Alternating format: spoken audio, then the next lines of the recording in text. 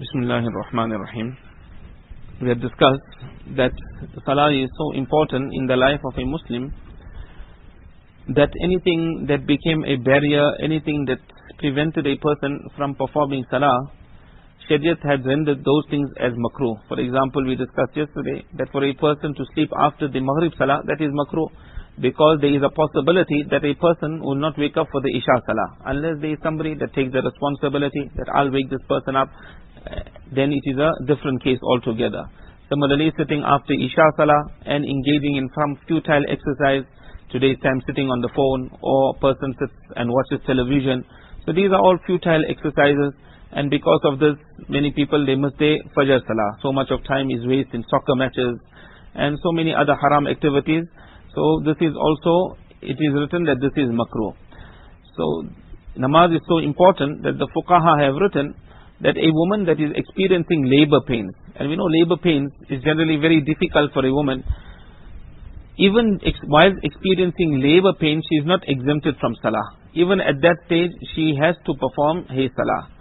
Another masla that the fuqaha have written, just so that we understand the importance of Salah, if a person, his clothes become napak, all his clothes are napak, to the extent that it is written that he's got no other clothes, and there's no way of him getting other clothes also. So now what does he do? Does he perform Salah or not? So the fuqaha say that if a quarter of the clothing, if 25% or more than 25% of the clothing is still pak, then a person has to perform Salah with those napak clothing. Whilst wearing napak clothing, then to Salah won't fall off. He will have to perform his Salah.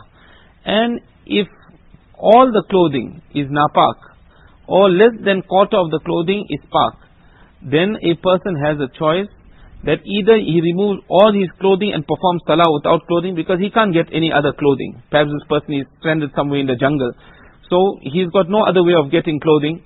So he can remove all his clothing and perform Salah, or with the napak clothing he can perform Salah. Obviously it will be better to read with the napak clothing so that his satar is not exposed, his satar is concealed.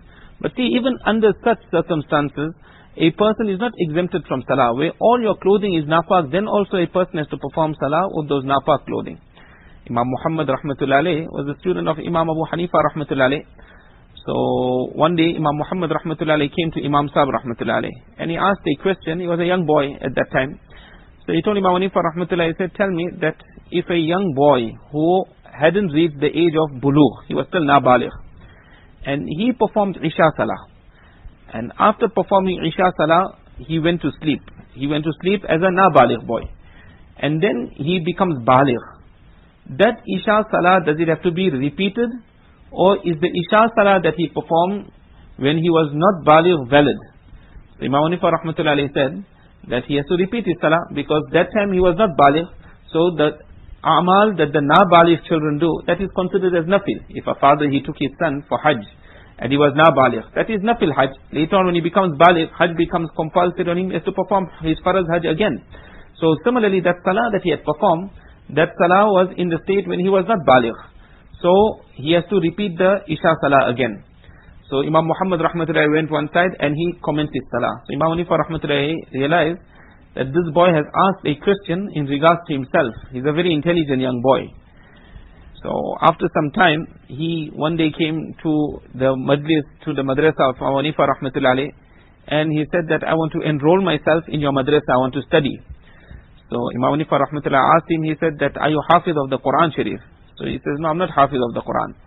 So he says, in order to study in this madrasa, you have to be hafiz of the Quran, because that was a time of ijtihad, when they used to dive into the ocean of Quran and Hadith, and they would extract masail from Quran, directly from Quran and Hadith. Today there's no mujtahid really left, no mujtahid in the world.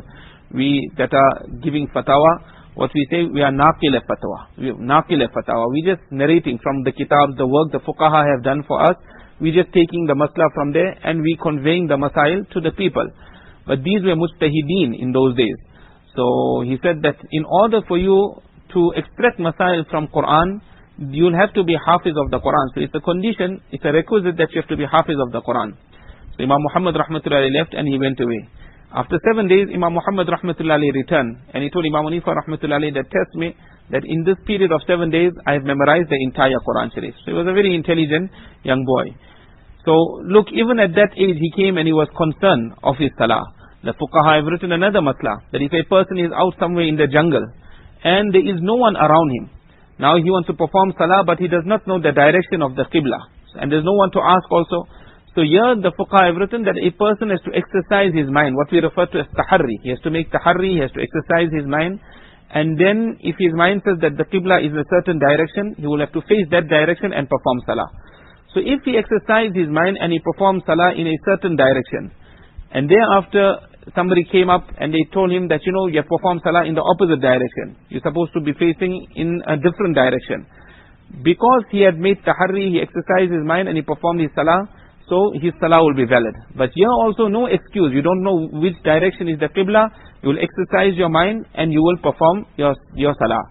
In Fatawa Darul Deoband, a masla comes that a person that is born deaf, he is dumb, and he is therefore unable to recite Quran Sharif. So how will this person perform salah? So the fatwa has been given over there that because this person is dumb, he cannot recite, so the qiraat will drop off. Qiraat will not be farad upon him because he is unable to recite. However, he also, this dumb and deaf person, namaz doesn't follow from him also. He also must come for namaz, and he must stand in the qiyam posture. When the imam goes into ruku, sajda, he will follow the imam. In the sitting posture, he will sit. All the postures of namaz he will do. But this person, even if he is reading on his own, he will not recite anything. If he does not discharge salah according to his ability is just to make qiyam, go into ruku, qada, etc. If he doesn't discharge salah according to his ability, he will also be sinful. So nobody is excused. A person can't stand, Shariat says you sit down. Person that can't sit, he is so sick, he cannot even sit on a chair and perform salah. Shariat says no problem, you lie down, and through ishara, through indication, you must perform your salah. Many people in the month of Ramadan, alhamdulillah, everyone has the desire to do a lot of nafil and perform a lot of nawafil salah. But preference should always be given to our qaza salah. If a person has qaza, namaz that is remaining, then that enjoys preference over the nawafil salah. If a person can fulfill all his qaza first, then that is what should be done. To the extent that when a person passes away, or before he passes away, when he makes his will, so in the will it is stipulated that first from the wealth of a person, his burial expenses should be paid. After his burial expenses, if a person has left behind any debt, then his debt must be paid. Even though that all his money, his entire estate is used in paying the debt, if he owes people money, then you pay the debt, and even if the inheritors get nothing, no problem. But the debt of a person must be paid in full. Why? He is responsible in the court of Allah Tabaraka wa Ta'ala. He will be taken to task. So first you will pay for his burial expenses, then you will pay for his debt. And the third thing is a person must make a bequest. A person, any bequest that he has, those bequests, those wasiyat should be noted. In there, a person should make a bequest. For example, if he has outstanding salah, that so many salahs I have outstanding, and this should be paid from my estate. But only up to 1/3 of the estate. And then finally, if anything remains, then that will be distributed amongst the heirs. So look at the importance of salah. Nowadays when people are traveling by plane, many people ask this question also. Many people are traveling by plane. So many airlines now, they do not permit you to stand and perform salah. They say you must read salah in your seat. For your safety, you must perform salah in your seat. And many of them are Muslim airlines that belong to Muslim countries. There are certain airline companies that still allow Muslims to, alhamdulillah, stand and perform salah, like I think Saudi Airlines, they allow it. But many other airlines, they do not permit it. So what does a person do in such a situation? So here the muftis have given the fatwa. They say that you can sit and perform your salah in your seat, but when you land, then you will have to repeat that salah again. Whatever salah was performed whilst you were sitting in the seat, after landing, a person must perform that salah again. We did the masla of a mazur also, that even a mazur, a person that is continuously bleeding or continuously suffering from urine drops, he also is not exempted from salah. To the extent that even while that blood is dripping, obviously there's many other conditions attached to it, we can find out the masla if need be, that even while that blood is dripping or the urine is dripping, then to a person is required to perform salah. And it is mentioned, the fuqaha have mentioned, that any person that has commenced his salah, it is haram for him to break that salah. A person can't just start his salah and then without a valid shari'i reason, he just breaks that salah. It's impermissible, irrespective whether it's a faraz namaz, whether it's wajib namaz, whether it's nafil namaz. When you start your salah, a person has to complete that salah. Yes, there are certain exceptions to the rule. For example, somebody wants to steal your possession, your shoes, your car, someone wants to steal and you in salah. So at that time now, or they want to steal another person's possession, now you can break your salah to go and protect your possession. There it becomes permissible now to break the salah and then go and protect your possession, and then you come back and complete your salah. Or the fuqaha have written that if you end one salah, if a person is performing salah and then he ends that particular salah for the perfection of salah, which I'll give an example now, for the perfection of salah, then also it's acceptable. For example, a person, he's a musafir, he's a traveler. Now, he came into the masjid and he didn't know there was no time board that was there, what time salah takes place. So he thought that, let me start my salah, I'll perform my salah and I'll carry on. So just when he said Allahu Akbar and he started his salah, he finished maybe one rakat, the imam came in and the salah with jamaat commenced. So now, to perfect his salah, to get the salah with jamaat, it becomes permissible for this person to break that salah that he was performing individually and now to come and join the jamaat. But here also there are conditions which we should find out. Or for example, there is a person that needs assistance. For example, the mother, the parents call the child, elderly parents, there is nobody else to assist. And at that time the parent calls the child to assist, they are in some desperate need. So now it becomes permissible for the child to break his salah to attend to the needs of a parent. Or a person is walking and there's a well that is in front. Person is blind and there's a possibility he'll fall into that well. Then also it becomes permissible to break one salah and assist a person. So this is the rank Allah Tabaraka wa Ta'ala has given to salah. Therefore, if a person, he just gets this one aspect of his life right, if he corrects just his salah, then inshallah his entire life will be corrected. If namaz is corrected in the life of a person, his entire life will be corrected. This kitab, Anwaar-us-Salaah, that we're studying, this is a kitab of Hazrat Shah Ahmad Shaheed Rahmatullah Alayh. Hazrat Shah Ahmad Shaheed Rahmatullah Alayh, he was shaheed, he was made martyred, he was martyred fighting against the British. And many of our akabirin, many of our pious predecessors, they fought against the British when the British had come to India in approximately 1857. And many of our akabirin were also imprisoned. To be imprisoned, this has always been. Hazrat Yusuf alayhi salatu wasalam was also put into prison. Our akabirin, they were also put into prison. Imam Hanifa rahmatullah alayhi, he was also in prison. Imam Ahmad rahmatullah alayhi, in the Masla of Khalq-e-Quran, where Imam Ahmad rahmatullah alayhi said that the Quran is not a creation of Allah, it's a sifat of Allah Ta'ala. So here there was a great difference of opinion, because of which Imam Ahmad rahmatullah alayhi also was in prison. So our akabirin, our a'immah mujtahideen, many of them were put into prison. So Shaykhul Hind rahmatullah alayhi was imprisoned as well. When they fought against the British, Shaykhul Hind was imprisoned. And Hazrat will be lashed daily on his back. His clothing would be removed and he would be lashed on his back. But they had so much of love for deen that Hazrat Shaykhul Hind rahmatullahi whilst in prison on the day of Jumu'ah, he would dress up very well. He would wear good clean clothing, like how a person is supposed to dress up, apply itar, etc. in honor of the day of Jumu'ah. And then Hazrat, after dressing up, he would come to the gate of the prison and he will then say, Ya Allah, that this was within my ability. I could come up to this point. What was within my ability, I have done. And Shaykhul Hind rahmatullahi was also such that he would buy his qurbani animal 1 year in advance. 1 year before qurbani, he will buy his animal. And that animal would then follow Hazrat Shaykhul Hind rahmatullahi. When he would go to teach, go to Darul Uloom, then that animal will follow him. And it will become part and parcel of his life.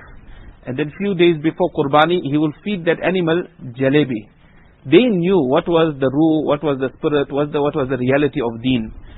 And so when Shaykhul Hind rahmatullahi, we were saying that he was in prison. So when Shaykhul Hind rahmatullahi was in prison, then his student, Hazrat Madni rahmatullahi, went with him. And he remained with Shaykhul Hind rahmatullahi in prison. So it came close to the month of Ramadan, and Shaykhul Hind rahmatullahi started crying. So Hazrat Madni rahmatullahi asked him, he said, Hazrat, what's the problem? Why are you crying? Did the British hit you a lot today? What is it? So Hazrat Shaykhul Hind rahmatullahi said, Hussein Ahmad, that Ramadan is coming. And we have no hufaz. We're going to spend Ramadan without Tarawih Salah. Hazrat Shaykhul Hind rahmatullahi was not a hafiz of the Quran. Hazrat Madni rahmatullahi also, he was not a hafiz of the Quran Sharif. So he said, we won't have Tarawih Salah at night. That is why I'm crying. So it's mentioned, Hazrat Madhi Rahmatullah alayhi told Hazrat Shaykhul Hind, he said, Hazrat, don't worry, you make dua to Allah Ta'ala, and I will learn one para every day, and I will read that in Tarawih Salah. So every day Hazrat Madhi Rahmatullah alayhi would learn one para of the Quran, and then he would perform that, read that in Tarawih Salah. So in 1 month he became Hafiz of the Quran Sharif.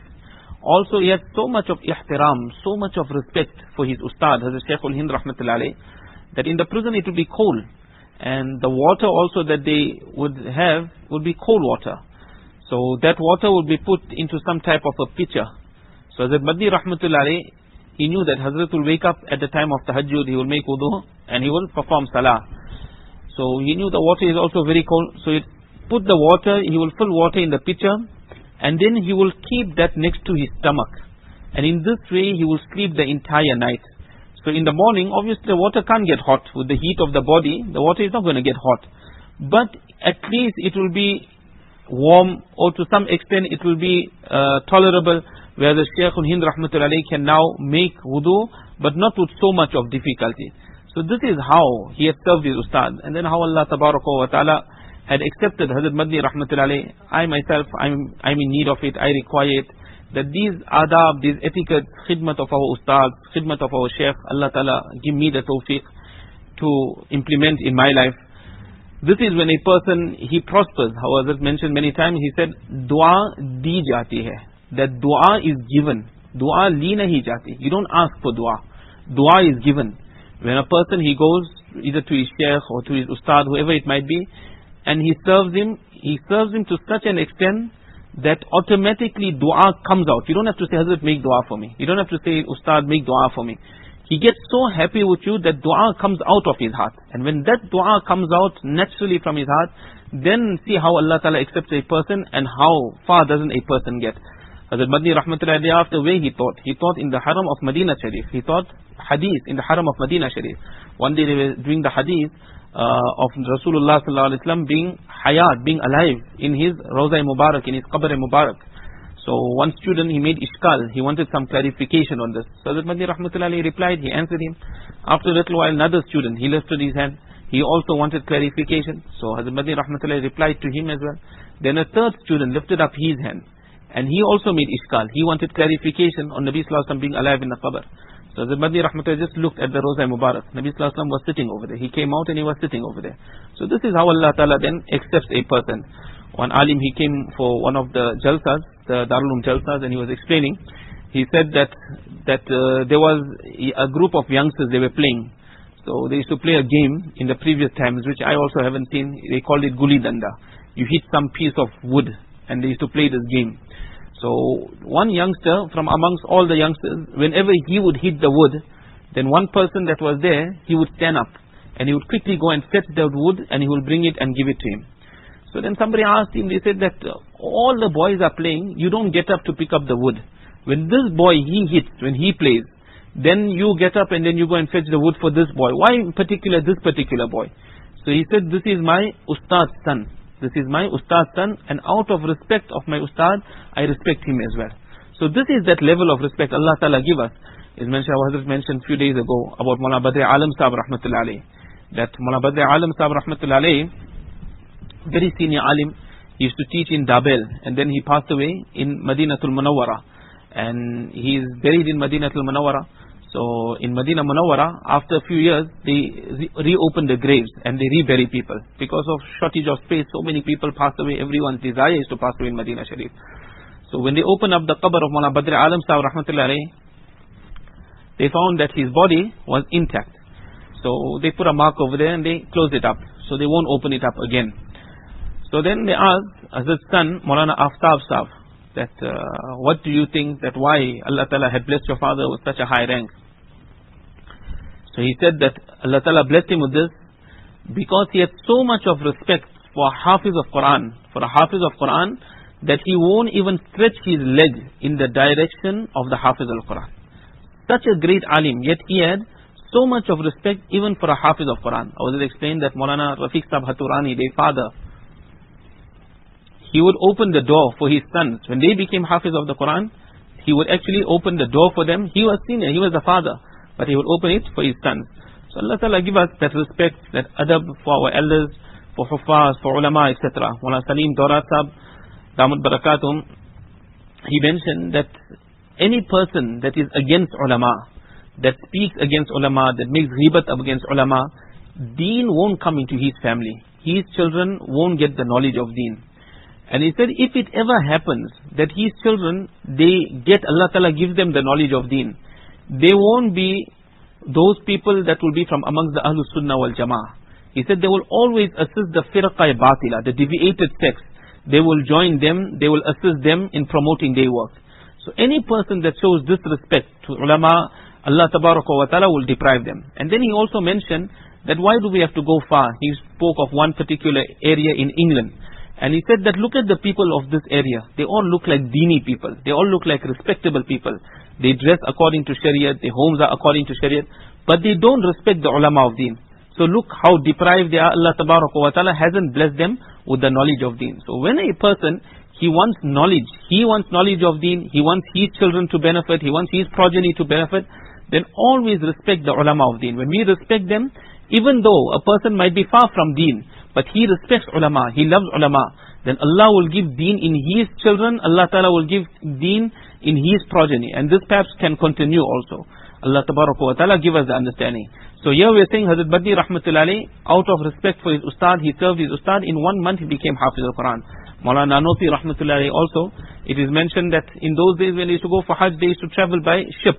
The boats used to take them. And those ships used to move according to the wind. However the wind will blow, that's how the ship would then sail, the boat would then sail. So sometimes to reach from India to go to Jeddah could take up to 6 months. So they were traveling, and the month of Ramadan came in. Maulana Nanofi Rahmatullahi also was not Hafiz al-Quran. So the first night they read from Surah Fil, Alam Tara, right till Surah Nas. And Hazrat said that he was already old at that stage. So he said that how is it that the month of Ramadan passed and no khatam of the Quran? They couldn't understand. No khatam of the Quran in the month of Ramadan. So Hazrat Nanoti Rahmatullahi, in that time, in that 1 month, he also memorized the whole Quran. And he read that Quran in Tarawih Salah. Allah Ta'ala give us the understanding. This is the mu'jiza. This is the miracle of the Quran. How people have memorized the Quran. Like Imam Muhammad, 1 week he memorized the Quran. Hisham bin Kalbi, it mentioned, he told Muhammad bin Sirri Rahmatullahi that I had done hifz in such a manner that perhaps nobody has done hifz in this manner. So he explained, he said that he was weak in his hifz, and his uncle used to always pick on him in regards to his hifz. Normally his boys are naughty, they don't like to learn. So this boy also, he never used to like to learn, so his uncle used to always pick on him. So one day he decided that let me go into one room, and he locked himself in his room for a period of 3 days. And it is mentioned in 3 days he memorized the entire Quran. 3 days he memorized the Quran. So this is a mu'jiza, this is a miracle of the Quran. Mullah Zafar Ahmad Uthmani Rahmatullahi, he mentioned in Burma there was one girl 4 years old. And this girl, her parents say she was born Hafiza. This is Allah Ta'ala's kalam. Inna nahnu nazzalna dhikr wa inna lahu lahafizun. Allah Ta'ala says we'll protect it. So she was born Hafiza. And when she was 4 years old, her father would take her to all the masajid. And then she would sit and she would read. So then people would come, give money, because everyone was so amazed, so impressed. Look at the small girl, how she's reading Quran. So they will come and they will give her money. So Mullah Zafar Ahmad Uthmani Rahmatullahi told the father, see, don't take money from the people. It's Allah Ta'ala's kalam. Let her read, but don't take money. And if you're going to take money from people, then I fear that you're going to lose this child. And he says that few days after that, or few weeks after that, whatever it must have been, this child then passed away. So this boy also in 3 days, he memorized the Quran. And then he said that I committed such a mistake that perhaps nobody in the world committed such a mistake. Sometimes when a person, he achieves a lot, then pride comes into him. And when pride comes into a person, then he drops also. A person when he's reading Taraweeh and he thinks, and he's reading with no mistakes, now he thinks there's no one like me. So when that pride comes in, now he's going to make mistakes. Why? Because that pride came in. As long as he remain humble, I'm weak, Allah Ta'ala's fazal, I'm reading, he'll continue. But when the pride comes in, then he's going to drop. And everything in life, whatever a person does, when pride comes in, he'll get stuck somewhere. Person is a mechanic, he's the best mechanic. Now he's fixing the car. So somebody came, he said, okay, this is a problem. He said, oh, piece of cake, I'll sort it out just now, give me about 5 minutes and I'll sort it out. So he said that I'm a master, I can do a piece of cake. Now when he goes to fix it, now he can't get this bolt open or that bolt open, and he spends hours. It's a 10-15 minute job, he spends hours fixing it. Why? That pride came into a person.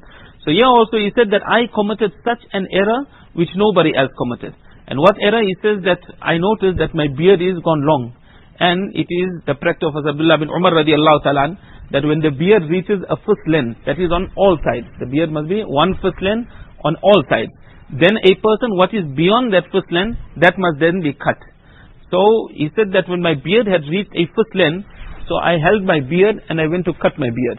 So he said what happened, instead of cutting the bottom part of the beard, I cut on the top. So in fact he cut his entire beard out. So he said what I have achieved, perhaps nobody have achieved in the world. And what mistake I had made, perhaps nobody made such a mistake. Allah Ta'ala give us the understanding. So anyway, the ulama of Deoband, our Akabirin, they played a very, very important role fighting against the British. And this is one of the reasons why Darul Deoband was established. Because they realized that we don't have the strength, we don't have the arms, the ammunition, the weapons to fight against the British. What they have, we don't have. But through Darul Deoband, we will propagate and spread deen throughout the four corners of the world. And how successful. Today perhaps all the madrasas, or rather a major portion of the madrasas that are in the world, these are all the branches of Darul Deoband. Maulana Qasim Sahib Nanotwi rahmatullahi alayh, the British had issued a warrant of arrest for Maulana Qasim Sahib Nanotwi rahmatullahi alayh. And the British, they were in search of him. So somebody told them that go to a certain masjid, you will find Maulana Qasim Sahib there. So they went to that masjid and Maulana Qasim Sahib Nanotwi rahmatullahi was there. But he was simple man, wearing lungi, wearing his kurta. Our Kabirin, this has always been their way, that they remain simple, no pride whatsoever, humble people. So he was wearing lungi, kurta in the masjid. So this person, the British police or whoever it must have been, officer came in and he found him. And he said, no, I'm looking for this man, Maulana Qasim Nanotwi.